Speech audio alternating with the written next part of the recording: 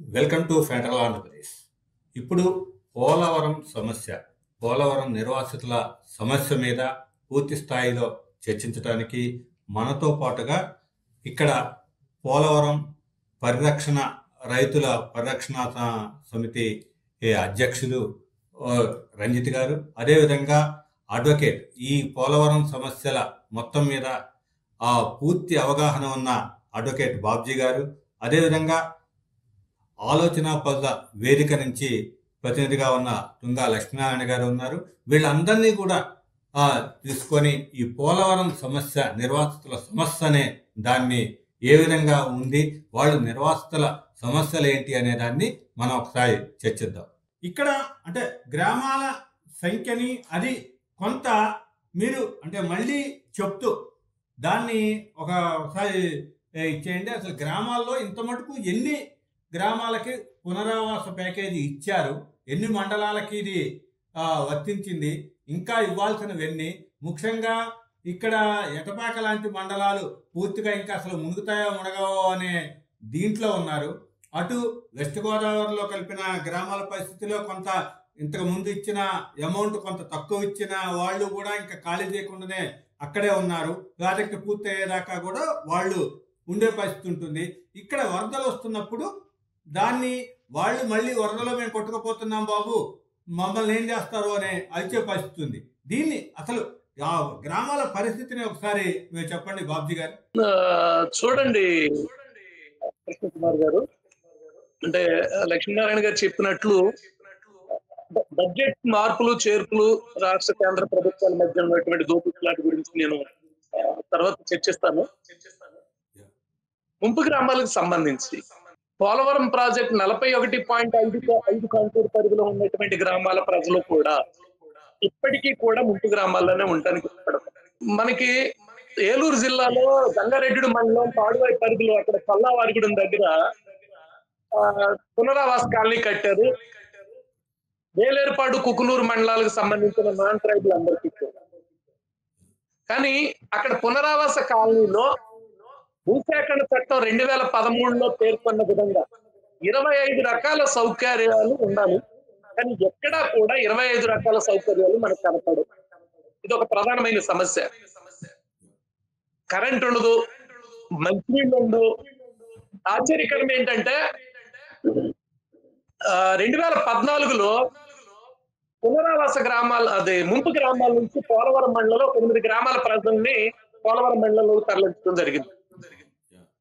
అక్కడ దేవరగొంది అనే ఒక పునరావాస కాలనీలో ఒక గిరిజన మహిళ చనిపోతే ఆ శవాన్ని పాతి పెట్టడానికి శ్మశాన వాటిక లేక, బరియల్ గ్రౌండ్ లేక ఆర్ఎన్ఆర్ కాలనీకి వాళ్ళ శవాన్ని తీసుకుని పోలవరం తహసీల్దార్ కార్యాలయంలో పాతి పెట్టడానికి గొలుసు జరిగింది. అప్పుడు ఆదరా బాదరాగా కలెక్టర్ గారు ఆర్డీఓ గారిని ఆదేశించడం, ఆర్డీఓ గారు ఎంఆర్ఓ గారిని పంపడం, వారు వచ్చి ఏదో బండేరియాకి అంటే కుడికాలకు సంబంధించిన ఒక గట్టు దగ్గర మీకు కేటాయిస్తున్నాము, అక్కడ పాతి పెట్టుకోండి, మీరు శ్మశాన వాటికని చూస్తారు. ఇట్లాంటి పరిస్థితులు పునరావాస కాలనీల్లో చనిపోయిన వ్యక్తులు పాతి పెట్టుకోవడానికి శ్మశాన వాటికలు లేనటువంటి దుస్థితిలో ఉంది. ఇది నంబర్ 1. 241.5 కాంటూర్ పరిధిలో ఉన్నటువంటి 241 గ్రామాల్లో కేవలం ఒక 40 గ్రామాలకు మాత్రమే పునరావాస కాలనీ నిర్మాణం జరిగింది. ఇంకా ఒక 200 గ్రామాల వరకు కూడా పునరావాస కాలనీ నిర్మాణం జరగాలి. ఆ గ్రామాల్లో ఆర్ఎన్ఆర్ ప్యాకేజీ కూడా ఇవ్వాల్సిన పరిస్థితి, బాధ్యత ప్రభుత్వం మీద. ఇది 41.5 కాంటూర్ పరిధిలో వస్తుంది. కేవలం దేవీపట్నానికి సంబంధించినటువంటి ముంపు గ్రామాల ప్రజల్ని ఎక్కడో రాజమండ్రి పక్కన ఉన్నటువంటి గోకవరం గ్రామంలో అక్కడ గొప్పల పక్కన, కొండల పక్కన ఎటువంటి సదుపాయాలు లేని పరిస్థితుల్లో అక్కడ పునరావాస కాలనీ కట్టారు. ఏలూరు జిల్లాకు సంబంధించి కుకునూరులోనేమో మరిపాడు ఏరియాలో కట్టారు. మరిపాడును దాచారం దగ్గర కాలనీలు కట్టారు. అట్లాగే జీలిమిలి మండలంలో కొన్ని గ్రామాలు కట్టారు. ఎక్కడ కొంతమంది ముంపు గ్రామాలకు సంబంధించి స్పష్టత లేదు అంటానికి ఒకటే ఉదాహరణ సార్. 2021లోనే అప్పటి R&R కమిషనర్ ఆదరా పాదరాగా ఒక జీవో ఇచ్చారు, జీవో ఎంఎస్ నెంబర్ 36. ఇది ప్రస్తుతం అల్లూరు సీతారామరాజు జిల్లాలో లేదు, మన ఏలూరు జిల్లాలో ఈ ముంపు గ్రామాలు ఏవైతే ఉన్నాయో ఒక 39 గ్రామాల్ని 41.5 కాంటూర్ లెవెల్లో మేము ఇంక్లూడ్ చేస్తాము. అంటే సర్వేలో ఎలా ఉన్నా కానీ ఇవి ముందస్తుగా ముంపు గురవుతున్నాయి కాబట్టి ఇవన్నీ కూడా 45 కాంటూర్ పరిధిలోనే కనపడుతున్నప్పటికీ కూడా ఆ సర్వేని పక్కన పెట్టి 41.5 కాంటూర్ పరిధిలో తీసుకొచ్చి వీళ్ళందరికీ R&R ప్యాకేజ్ ఇస్తామన్నారు. ఎక్కడా కూడా ఆ జీవో అమలు అయినటువంటి పరిస్థితులు లేవు. భూమికి భూమి ఇస్తామన్నారు, ఆ భూమి అన్ని కూడా వివాదాస్పదమైనటువంటి భూములు, గిరిజనులకి గిరిజనేతలకు మధ్య వివాదాలు ఉన్నాయి. ఈ 1/70 వివాదంలో ఉన్నటువంటి భూములన్నీ కూడా స్థానిక గిరిజనేతల దగ్గర స్థానిక గిరిజనులు స్వాధీనం చేసుకున్నప్పుడు ఈ భూముల్ని R&R లో తీసుకుని నిర్వాసితులందరినీ కూడా కాలనీలకు తీసుకొచ్చినప్పుడు ఇవిగో మీ కేటాయించిన భూములు ఇవి తీసుకోండి, చేసుకోండి వ్యవసాయం అని చెప్తే లోకల్ ట్రైబ్స్ ఈ పోలవరం ప్రాజెక్ట్ నిర్వాసిత గిరిజనుల్ని అడ్డుకుంటున్నారు. ఒక సమస్య అది. అంటే ఇప్పుడు దాంట్లో ఇప్పుడు ఈ క్లారిటీ, అంటే ఇప్పుడు పోలవరం ముంపు గ్రామాల క్లారిటీ ఎందుకు లోపించింది అనే దానికి ఏమైనా ప్రభుత్వం నుంచి ఒక క్లారిటీ వస్తుందా? అంటే ఎందుకు చేయలేకపోతున్నారు? ముందు 7 మండలాలని మాకు కావాలి, అది లేకపోతే నేను ముఖ్యమంత్రిగా ప్రమాణ స్వీకారం చెయ్యను అని చంద్రబాబు నాయుడు గారు అప్పట్లో కలుపుకున్నారు. వాటికి కూడా ఇప్పుడు వాటిని గాలికి వదిలేసినట్టే, అంటే పూర్తి స్థాయిలో ఏమీ కూడా చేయటం లేదు. దీన్ని అంటే ఆ క్లారిటీ ఎందుకు లోపిస్తుంది? ఇప్పుడు ఇందాక లక్ష్మీనారాయణ గారు చెప్పినట్లు పోలవరం ప్రాజెక్ట్ నిర్వాసితుల బాధలు ఎలా ఉన్నాయంటే ఎవరికి పుట్టిన బిడ్డ ఎక్కేడుస్తుంది అన్నట్టు ఉందండి. ఒకటి 1996లో జరిగినటువంటి సర్వే ఏదైతే ఉందో అది ఒక సైంటిఫిక్ సర్వే కాదనేది స్పష్టమవుతుంది. ఎందుకంటే 276 గ్రామాలకి పరిమితం అవడం, సరిహద్దు రాష్ట్రాలు ఒడిస్సా, ఛత్తీస్గఢ్ అభ్యంతరం పెట్టడంలోనే అది శాస్త్రీయమైనటువంటి సర్వే నివేదిక కాదనేది మనకు అర్థమవుతుంది. ఆ తర్వాత భూమి పూజ చేసే ముందు ఒక ఎక్స్పర్ట్స్ కమిటీని వేసి ఏ గ్రామాలు స్పష్టంగా మునుగుతున్నాయి అనే దాని మీద అప్పటి కాంగ్రెస్ ప్రభుత్వం చర్యలు తీసుకుంటే బాగుండేది. అలా చేయలే. 2005 తర్వాత చేసిన ప్రయత్నాలు ఏంటంటే ఏ విధమైనటువంటి పర్యావరణ అనుమతులు లేకపోయినప్పటికీ, ఏ విధమైనటువంటి సెంట్రల్ వాటర్ కమిషన్ నుంచి అనుమతులు లేకపోయినప్పటికీ కూడా కుడి కాలువ ఎడమ కాలువల నిర్మాణాలు చేపట్టేశారే తప్ప భవిష్యత్తులో పోలవరం ప్రాజెక్టు ముంపు గ్రామాల్లో నిర్వాసితులు ఎదుర్కొనే సమస్యల మీద ఎటువంటి జాగ్రత్తలు తీసుకోవాలి, వాళ్ళ హక్కులు కాపాడటంలో లేదా భూమికి కేటాయించడంలో ఏ విధమైనటువంటి చర్యలు తీసుకోవాలనే దాని మీద ప్రభుత్వానికి చిత్తశుద్ధి లేదనేది అర్థమవుతుంది. అప్పుడు ఈ మేధాపక్షం లాంటి కొంతమంది ఈ ప్రాంతాల్లో గిరిజనుల కోసం, నిర్వాసితుల కోసం పనిచేస్తున్నటువంటి ఆంధ్రప్రదేశ్ వ్యవసాయ రుచిరాల యూనియన్ కానీ, ఆదివాసీ సంఘాలు కానీ, ఆదివాసీ ఐక్యవేది లాంటి సంఘాలు కానీ, సిపిఎం వీళ్ళందరూ కూడా పెద్ద ఎత్తున నిరసనలు తెలియజేసినప్పుడు అప్పుడు ఇరిగేషన్ మినిస్టర్ సమావేశం ఏర్పాటు చేసి జీవో 68 తీసుకొచ్చారు. ఆ జీవో 68 కూడా చాలా లోపభూయిష్టం. ఎకరాకి 1,25,000 అంటే ఊహించండి సార్. ఆ భూములన్నీ కూడా రేగడి నేలలు, 365 రోజులు పంటకు అనుకూలమైనటువంటి నేలలు, సారవంతమైన నేలలు. మిరప పండుద్ది, పత్తి పండుద్ది, చెరుకు పండుద్ది, వరి పండుద్ది, పొగాకు కూడా పండే నేలలు. ఇటువంటి భూములకి మార్కెట్ ధర నిర్ణయించడంలో అప్పటి రాష్ట్ర ప్రభుత్వం. తర్వాత ఈ భూములు తీసుకునేటప్పుడు ఇప్పుడు ఆ భూములు వాళ్ళు రెండింటికి రేవడిలాగా తయారైపోయారు అక్కడ వాళ్ళ పరిస్థితి. ఎందుకంటే అసలే ఆ ఏరియా అంతా కూడా 170 యాక్ట్ ఉన్న ఏరియా. ఎక్కువ మండలాల్లో 170 యాక్ట్ ఉంది. కాబట్టి ఇప్పుడు గిరిజనేతలు గిరిజనుల మధ్య ఆ తేడా అనేది అప్పటికే భూముల విషయంలో కనిపిస్తోంది. ఇప్పుడు కూడా ఇక్కడ అంటే ఇంకా పోలవరంలో మునిగిపోయే వాటికి అసలే 170 యాక్ట్ ఉండటం వల్ల అమ్ముకోవటానికి కానీ వాళ్ళు అంటే పంటలు చేసుకోవడానికి కానీ అమ్ముకోవటానికి వీటికి ఎలాంటి అవకాశాలు తక్కువ.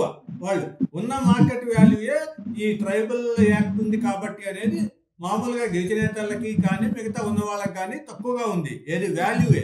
అలాంటి టైంలో ఇప్పుడు పోలవరం వస్తుంది, ఇవన్నీ కూడా ముంపు మండలాలుగా ప్రకటించిన తరువాత వాళ్ళ పరిస్థితి అసలు ఇది వస్తుంది, ఇప్పుడు వచ్చేస్తుంది, ఇప్పుడు వస్తుంది, ఇప్పుడు వస్తుంది అని ఆలోచించే అంటే వెయిట్ చూడటమే తప్ప ఏదో లేనివాడు అమ్మేసుకొని వెళ్ళిపోదామనే పరిస్థితి లేదు ఇక్కడ. దీని మీద అసలు ముందు లక్ష్మణ్ గారు మీరు చెప్పండి, అసలు నిర్వాసితులకి మొత్తం సెటిల్ అన్నీ చెయ్యకుండా ఆ ప్రాజెక్టు పూర్తి చేస్తే దాన్ని న్యాయపరంగా కరెక్టేనా? కృష్ణకుమార్ గారు, భూసేకరణ పునరావాస ప్యాకేజీ దీని భారాన్ని ప్రస్తుతానికి తగ్గించుకోవడం కోసమే కుట్రపూరితంగా, నేను మళ్ళా రిపీట్ చేస్తున్నా, కుట్రపూరితంగా ప్రాజెక్టును 2 కాంటూర్లుగా విడగొట్టి మొదటి కాంటూర్ 41.15 మీటర్లు, రెండవ కాంటూర్ 41.15 నుంచి 45.72 ఈ 2 కాంటూర్లుగా విడగొట్టి మొదటి కాంటూర్ పరిధిలోకి వచ్చేటువంటి నిర్వాసితులకి, ముంపుకు గురైనటువంటి గ్రామాలకి ఆ పరిధిలో ఉన్నటువంటి భూసేకరణను పూర్తి చేసి నిర్వాసితులకు కాలనీలు కట్టించి పునరావాస ప్యాకేజీని చెల్లించి మమ అనిపించుకోవాలి, ప్రాజెక్టును పూర్తయింది అనిపించుకోవాలనేటువంటి దురుద్దేశంతోనే ఈ కాంటూర్లు విడగొట్టారు. నంబర్ 1. ఈ రెండవ కాంటూర్లో ఉన్నటువంటి వాళ్ళకి నీటిని ఎప్పుడు నిలబెడతారు? పోలవరంలో గరిష్ట స్థాయిలో 194 టీఎంసీలు గరిష్ట స్థాయిలో నిలబెట్టాలి. ఆ నిలబెట్టినప్పుడు భూసేకరణ పూర్తి చేసి పునరావాస ప్యాకేజీని అమలు చేస్తాము అనేటువంటి ఆలోచనతో ఈరోజు దానికి నిధులు కేటాయించడంలా ఈరోజు ఆ ప్రాంతంలో రెండవ కాంటూర్లో ఉన్నటువంటి నిర్వాసితులు గాలిలో తేలాడాల్సినటువంటి పరిస్థితి, వాళ్ళ భవిష్యత్తు, వాళ్ళ అనిశ్చితం. ఎప్పుడు వస్తుందో, ఎప్పుడు ఇస్తారో, ఎప్పుడు చెల్లిస్తారో, ఎప్పుడు ఎక్కడికి పొమ్మంటారో తెలియదు. ఒకటి, భూసేకరణ చట్టం 2013 ప్రకారం న్యాయబద్ధమైనటువంటి పరిహారం చెల్లిస్తారా లేదా అనేది ప్రశ్నార్థకంగా తయారవుతుంది. మార్కెట్ ధర నిర్ణయించడం ఇంతకుముందే మిత్రులు బాబ్జీ గారు ప్రస్తావన చేశారు. రేషనల్ గా న్యాయబద్ధంగా నిర్ణయించడంలా భారాన్ని తగ్గించుకోవడం కోసం తగ్గిస్తున్నారు, అంచనా వేస్తున్నారు. అలాగే అటవీ హక్కుల చట్టం ఉన్నది గిరిజనులకి. ఈ భూసేకరణ చట్టం 2013 అటవీ హక్కుల చట్టం ప్రకారం ఈ సాంఘికంగా ఆర్థికంగా వెనుకబడినటువంటి గిరిజన ప్రజానికానికి, దళితులకి, బీసీలకి న్యాయబద్ధమైనటువంటి రీతిలో పునరావాస ప్యాకేజీని అమలు చేయాలి, భూసేకరణకు నష్టపరిహారం చెల్లించాలి. అది ఎప్పుడో చెల్లిస్తామని కాదు, మీరు నీళ్లు ఎప్పుడైనా నిలబెట్టుకోండి, మాకు అనవసరం. పూర్తి స్థాయిలో ఎప్పుడు నిలుపుకుంటారనేది మీ గవర్నమెంట్ కాల నిర్దేశం చేసుకోవచ్చు. కానీ ఈ పథకం R&R పథకం భూసేకరణ పూర్తి కావాలి. సైమల్టేనియస్ గా ఈ ప్రాజెక్టు నిర్మాణం పూర్తయ్యే 2027 మార్చి లోపే ఇది కూడా పూర్తి కావాలి. అదే నిజమైనటువంటి న్యాయం చేసినట్టుగా భావించబడుతుంది. లేకపోతే దుర్మార్గంగా ఈ ప్రభుత్వాలు వ్యవహరిస్తున్నట్టుగా భావించాలి. ఇప్పుడు బాబ్జీ గారు, ఇప్పుడు మీరు గమనించారో లేదు, దీంట్లో అంటే ఇప్పుడు ఈ కాంటూరు 41 కాంటూరు, 45 కాంటూరు ఇవేవి చెప్పినా సరే ఇప్పుడు ఉన్న ముంపు మండలాలు అని తీసుకున్న వాటిల్లో ముందుగా ఇక్కడ గోదావరి వరదలు వచ్చినప్పుడు కానీ ఈ తరువాత ఈ ముందు ఊళ్ళ ముందు ఉన్న ఈ కాలువల ద్వారా ముందే ఊరు మొత్తం పట్టేసే పరిస్థితి ఉంది కొన్ని గ్రామాల్లో. అంటే ఈ వరద వచ్చినప్పుడు ఇక చుట్టూ అవి లంక గ్రామాలుగానే మారిపోతున్నాయి, అసలు రహదారి కూడా ఉండటం లేదు. ఇవి అలాంటి వాటిని కూడా 45లో చూద్దాము అంటే రెండో 45 కాంటూర్ లెవెల్లో దాన్ని పెట్టేసి అక్కడ క్లారిటీ ఇవ్వకుండా ఈ మొత్తం ప్రభుత్వం వ్యవహరిస్తోంది. ఇక్కడ లక్ష్మణ్ చెప్పినట్టు దాంట్లో ముందు భూసేకరణకి భూ R&R ప్యాకేజీ వీటన్నిటిలో ఉన్న నిధుల్ని తగ్గించుకోవటం, 2 విడతలుగా ఇద్దాము అనే ఒక ప్లానే కనిపిస్తుంది, కానీ వాళ్ళకి ఒక క్లారిటీ అనేది ఇవ్వదు. ఇప్పుడు దీని మీద అందరూ కూడా ముందు మాకు ఇచ్చిన తర్వాతే ప్రాజెక్ట్ కట్టుకోండి అనే ఒక న్యాయ పోరాటం ఏమన్నా చేయొచ్చు అంటారా? క్షమించండి సార్, నేను అంటే ఇందాకే చెప్తాను, 2022లో వచ్చిన వరదల సందర్భంగా ఒక 36 గ్రామాలు మేము అది 41 కాంటూర్ పరిధిలోకి తీసుకొస్తామని జీవో ఇచ్చారు అని చెప్పాను. ఇవి ప్రతి ఏటా కూడా అంటే 2004 నుంచి కూడా 4 ముందు నుంచి కూడా ముంపు గురయ్యే గ్రామాలు. ఈ గ్రామాల్లో ప్రజలు ఉదాహరణకి ఎల్లప్పగూడెం అని ఒక ఊరు ఉంటుంది సార్, మనకి కుకునూరు నుంచి భద్రాచలం వెళ్ళే రోడ్లో. ఈ ఎల్లప్పగూడెం ఆంబోతులగూడెం రోడ్డు మీదే ఉంటాం మనకి. అక్కడ బ్లాక్ అయిపోతుంది రోడ్డు మొత్తంతో. ఆ ఎల్లప్పగూడెనికి పక్కన ఉన్న దామరచెర్ల ముంపు గురి కాదు, అది 1986 ఫ్లాట్ కూడా గట్టు మీదే ఉంది. దామరచెర్ల గ్రామ ప్రజలకేమో R&R ప్యాకేజ్ ఇచ్చారు, అది 41.5లో ఉండేది. ఈ దిగువ మున్పు గురైనటువంటి ఆంబోతులగూడెం, ఎల్లప్పగూడెనికి సంబంధించి లేదా ఎలకలగూడెం, చెరువు గొమ్ముగుడి, ఈ గ్రామాలన్నీ కూడా నీటిమయం అయిపోతాయి. వీళ్ళకి R&R ప్యాకేజ్ లేదు. దీనికోసం ఆ గ్రామాల ప్రజలు ఏం చేశారంటే అదే 2022లో ఒక వారం 10 రోజులు ఆ వరదల్లోనే కుకునూరు MRO ఆఫీస్ ఎదురుగా కూర్చుని ధర్నా చేశారు, నిరసన కార్యక్రమాలు చేశారు, నిరాహార దీక్షలు చేశారు. అధికారులు వస్తారు, వెళతా ఉంటారు, హామీలు ఇస్తారు, వెళతా ఉంటారు, అమలుకు మాత్రం నోచుకోదు. అంటే ఇదే పరిస్థితి మీకు దేవీపట్నంలో ఉంది, ఇక్కడ విఆర్పురంలో ఉంది, ముంపు ప్రాంతాలు అన్ని చోట్ల కూడా ఉందండి.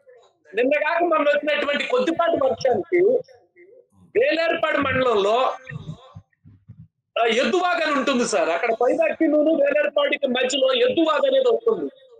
ఈ బ్యాక్ వాటర్ అంతా కూడా ఎద్దువాగుకి వచ్చేసి ఆ దిగువ గిరిజన గ్రామాలన్నీ కూడా పేరంటాలపల్లి కానీ, కొయిదా కానీ, కాకిస్మూరు కానీ, ఎడమల్లి, కస్తూరి, ఈ గ్రామాలన్నిటికీ ఈ వేలేరుపాడు మండల కేంద్రానికి సంబంధాలు పూర్తిగా తెగిపోతాయి.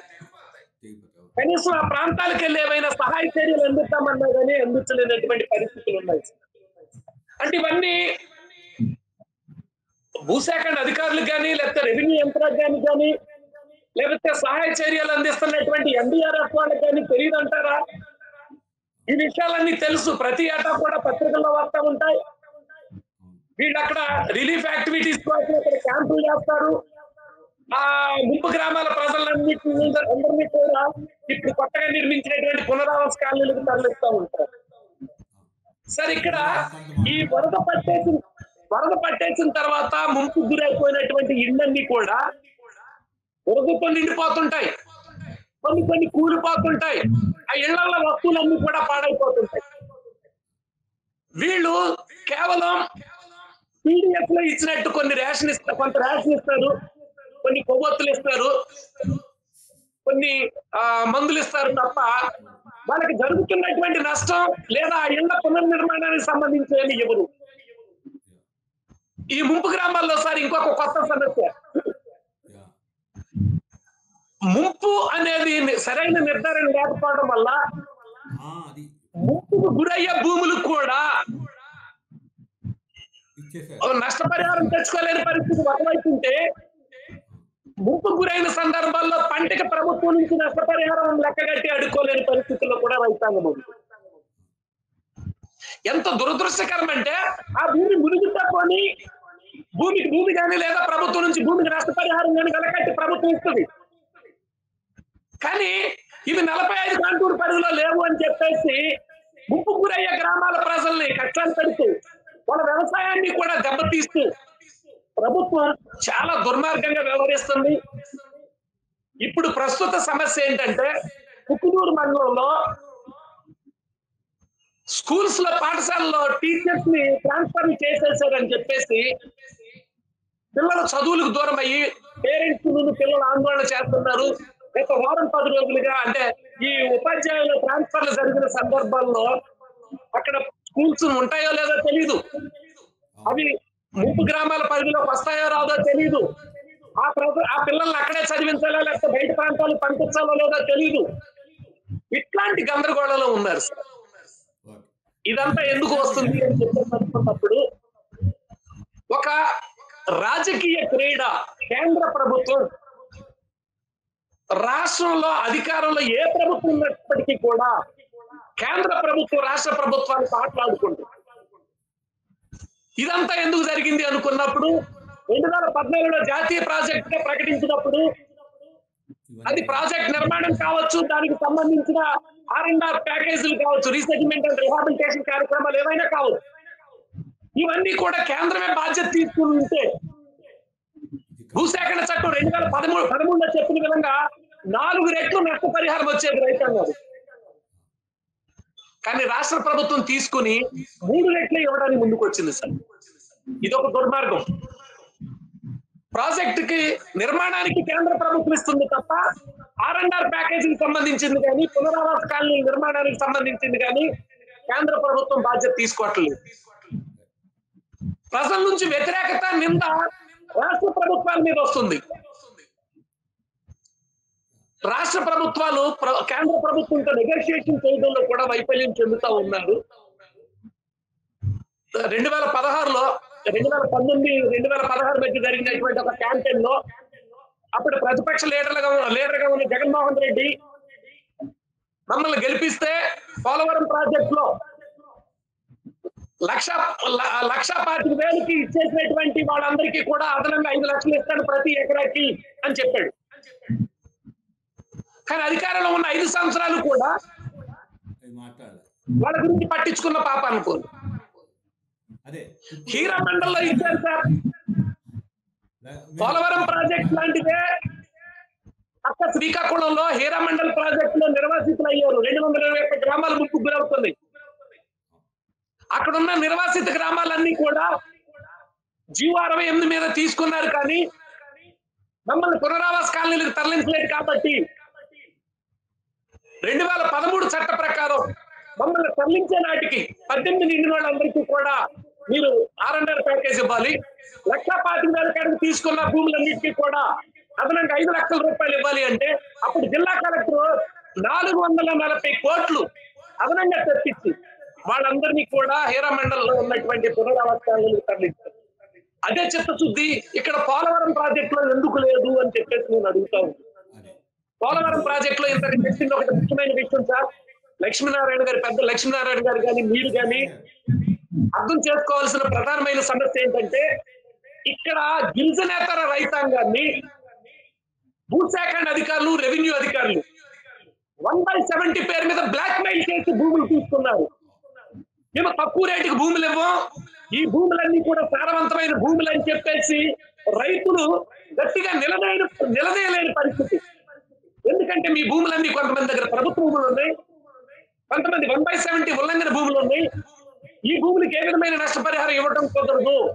మీరు నోరు మూసుకుని విల్లింగ్ ఇస్తే తప్ప మీకు ఎంతో కొంత నష్టపరిహారం ఇచ్చి పంపిస్తామని చెప్పేసి అన్నారు.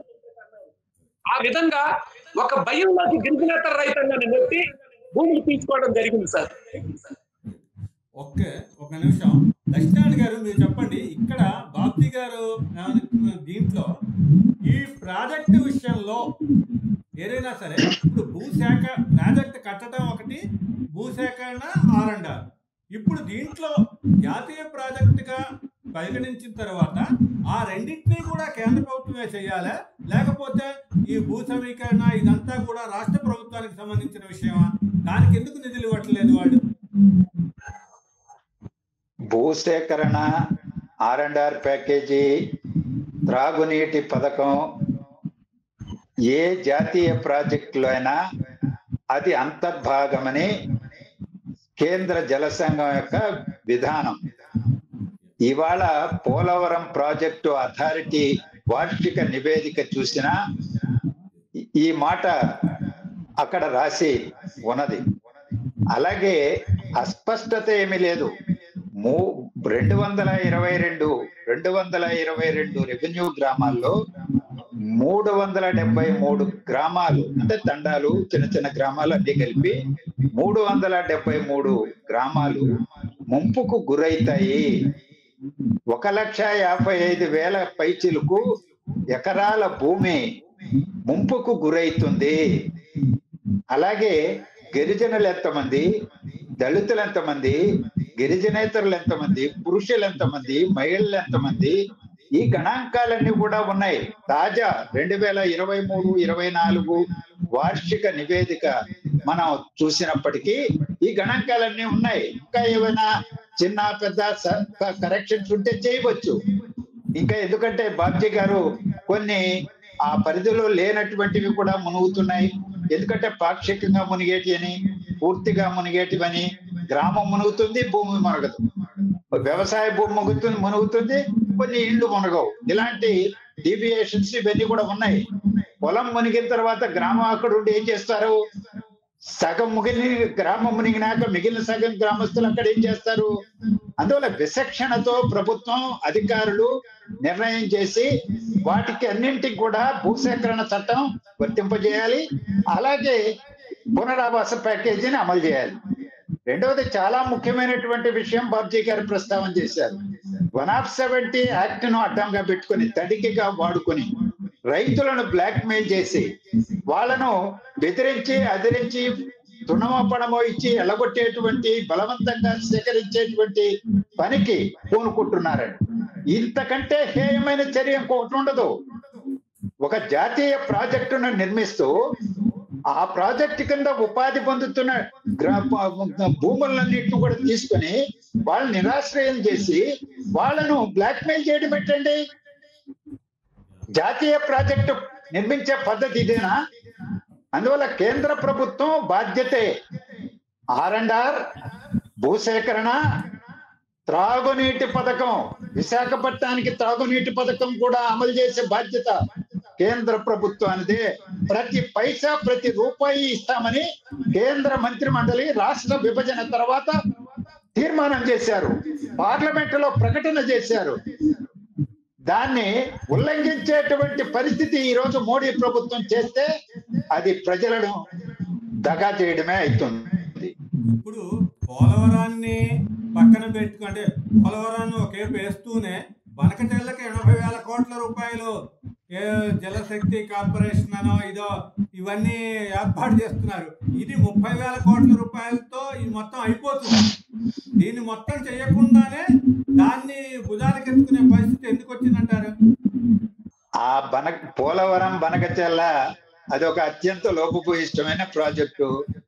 దాన్ని ఇక్కడ మనం వేరుగా చర్చించాలి తప్ప దీంతో ముడిపెట్టద్దు.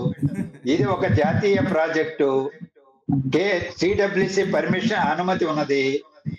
1942 నుంచి ఆలోచనలో ఉన్నటువంటిది. KL రావు గారి కాలం నుంచి 1980లో గోదావరి ట్రిబ్యునల్ ఆమోదించిన ప్రాజెక్టు. 1980లో అంజయ్య గారు శంకుస్థాపన చేసిన ప్రాజెక్టు. 2005 నుంచి నిర్మాణంలో ఉండి ఆంధ్రప్రదేశ్ ప్రజల యొక్క కళల ప్రాజెక్టుగా ఉన్నది. దీనికి ఒక సుదీర్ఘమైనటువంటి చరిత్ర ఉన్నటువంటి ప్రాజెక్టు. ఇది బహుళ ప్రయోజనాలతో ముడిపడి ఉన్నది. అందుకనే యుద్ధ ప్రాతిపదికన పూర్తి చేసుకోవాలని మనం అందరం కూడా కోరుకుంటున్నాం.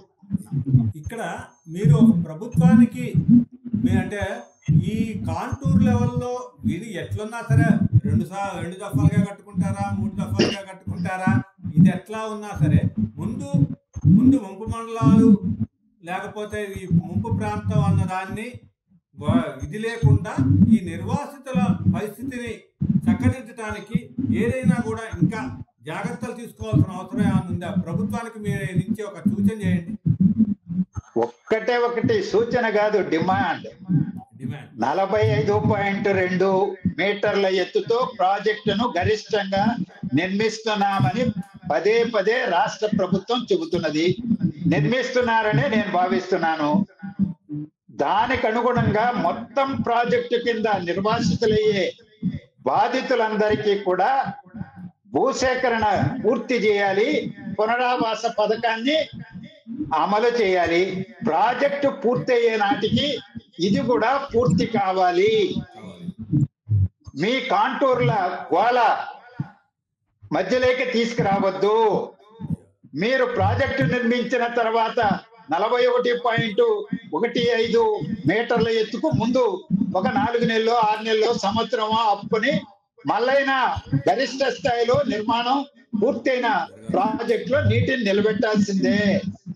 అప్పుడే కుడి ఎడమ కాలువలకి నీళ్లు పూర్తిగా వెళతాయి, బహుళ ప్రయోజనాలు వనగూడుతాయి.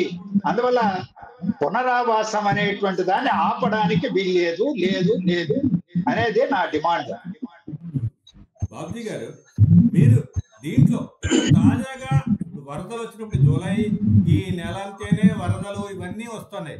ఇప్పుడు వరదలు వచ్చినప్పుడు ఉన్న పరిస్థితిని అంచనా వేసుకొని మిగతా వాటిని కూడా, అంటే ఇంకా లేని వాటిని ఈ కాంటూర్లో లేవు అనే 45 కాంటూర్లోకి 41లో రావటం లేదు అనే వాటిని కూడా ఈ వరదలని దృష్టిలో పెట్టుకొని అధికారులు ఎందుకు అంచనా వేయలేకపోతున్నారు? సార్, దీని గురించి గతంలో ఒక లాడార్ సర్వే అయితే జరిగింది సార్. ముంపు గ్రామాల్లో అసలు ముంపు తీవ్రత ఎంత, ముంపు గురయ్యే గ్రామాలు ఏవి అని చెప్పేసి 18-19 టైంలో ఒక సర్వే అయితే జరిగింది. సర్వే చేశారు, గ్రామాలను గుర్తించారు, కానీ వాటిని నోటిఫై చేయడంలో రాష్ట్ర ప్రభుత్వాలు ఎందుకో కామ్గా ఉంటున్నాయి. సార్, భూసేకరణ చట్టం 2013లో చాలా స్పష్టంగా చెప్తున్నది ఏంటంటే, ఏదైనా ఒక ప్రాజెక్టు కోసం ప్రజలు నిర్వాసితులు అవుతున్న సందర్భంలో 6 నెలల ముందుగా అదే భూసేకరణ చట్ట ప్రకారం వాళ్ళకి రీసెటిల్మెంట్ అండ్ రిహాబిలిటేషన్ ఫెసిలిటీస్ ఏవైతే ఉంటాయో అవన్నీ పూర్తి చేసిన తర్వాతనే ప్రాజెక్ట్ నిర్మాణానికి వెళ్ళాలని భూసేకరణ చట్టంలో చాలా స్పష్టంగా చెప్తుంది. కానీ ఇది ఎక్కడా కూడా కేంద్ర రాష్ట్ర ప్రభుత్వాలు మాట్లాడుతుంది. ఒకటి, నేను ఇందాక చెప్పినట్లే 25 రకాల సౌకర్యాలు ఉంటాయి.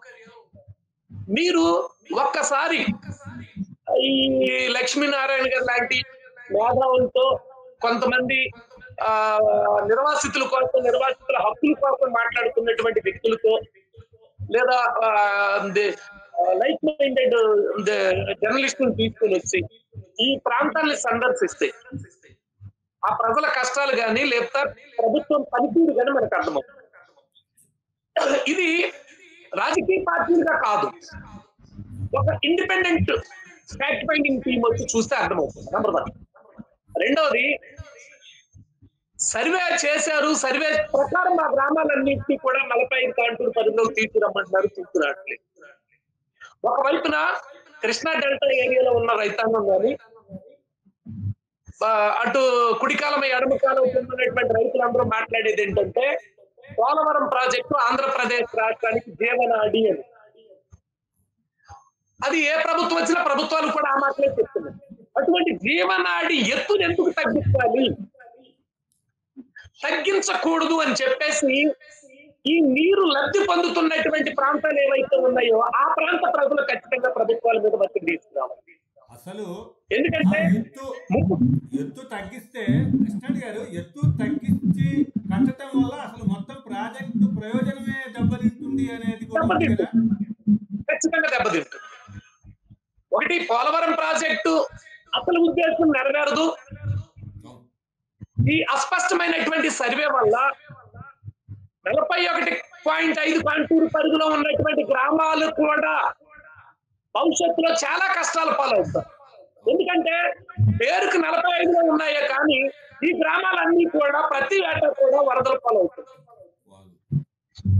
అప్పుడు ఈ గ్రామాలన్నింటినీ కూడా 41.5 కానీ, లేకపోతే అన్ని గ్రామాలను కూడా పక్కన పెట్టేసి అన్ని గ్రామాలు 45 కాంటూరు పరిధిలో చేసినప్పుడు అప్పుడు ఇక్కడ ఉన్నటువంటి ప్రజలందరికీ కూడా భూమికి నష్టపరిహారం పొందే హక్కు ఉంటుంది.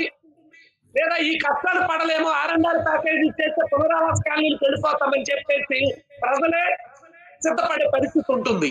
కాబట్టి పోలవరం ప్రాజెక్ట్ నిర్మాణం అనేది ఖచ్చితంగా 45 కాంటూరు పరిధిలోనే నిర్మించి తీరాలి.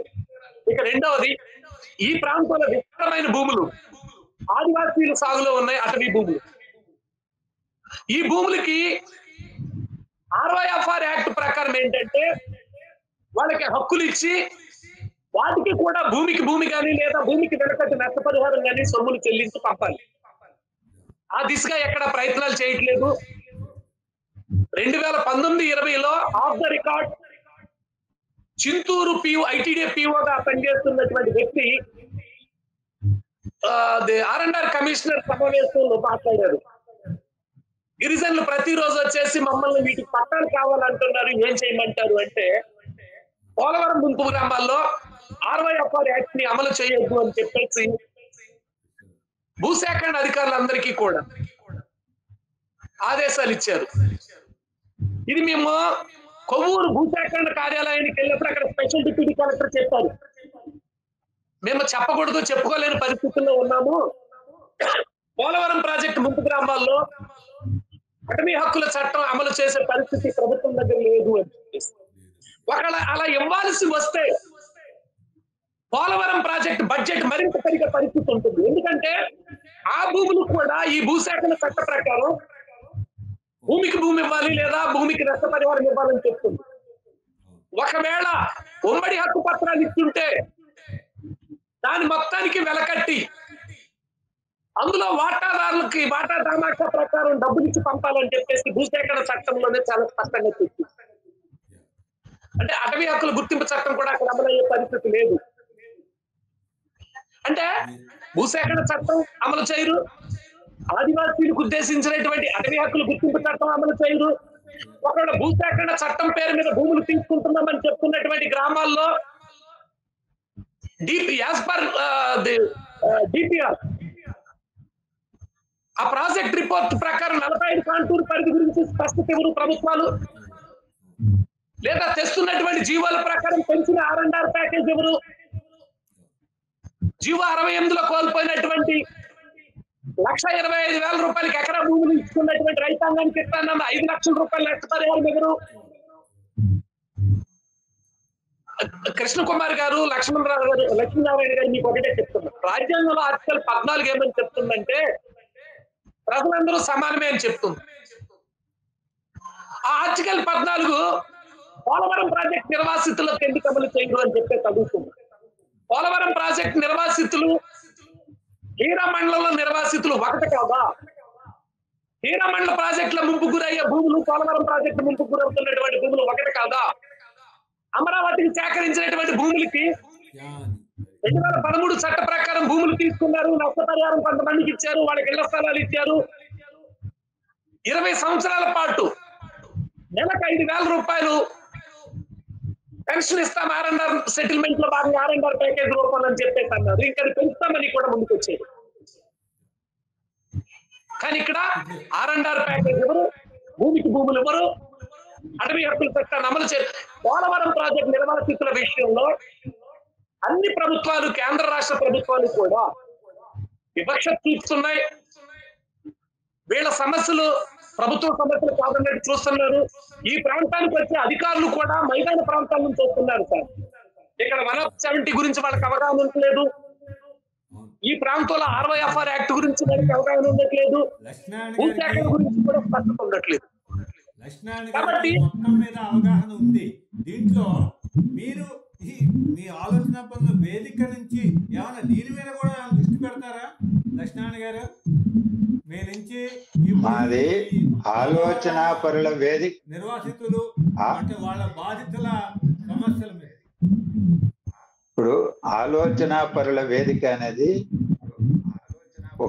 ఒక స్పెసిఫిక్ ఇష్యూ మీద మేము ఒక చోటికి చేరి వాయిస్ రేజ్ చేశాం. మీరు అన్నట్లు ఆంధ్రప్రదేశ్ సమగ్రాభివృద్ధిలో భాగంగా ప్రజలు ఏ ప్రాంతం అనేటువంటిది కాదు, ఏ తరగతి ప్రజలు అనేది కాదు, గిరిజనుల, దళితుల, ఉత్తరాంధ్ర, రాయలసీమ, కోస్తా అనేది కాదు, ప్రజా సమస్యలన్నింటిపైన మేము గతంలో వాణి వినిపించాం, ఇప్పుడు వినిపిస్తున్నాం, రేపు కూడా వినిపిస్తాం. ఇప్పుడు పోలవరం పైన నాకు ఒక స్పష్టమైనటువంటి అవగాహన ఉన్నది. అనేక సంవత్సరాలుగా ఈ ప్రాజెక్టు త్వరితగతిన పూర్తి చేయాలని ఆందోళనలో భాగస్వామినయ్యాను, గళమెత్తుతున్నాను, పుస్తకాలు రాసి పబ్లిష్ చేశాను. అందువల్ల మేము ఇతర వేదికల పైన కూడా ప్రభుత్వం మీద ఒత్తిడి తీసుకురావడానికి అవసరమైనటువంటి భాగస్వాములుగా ఉంటున్నాం.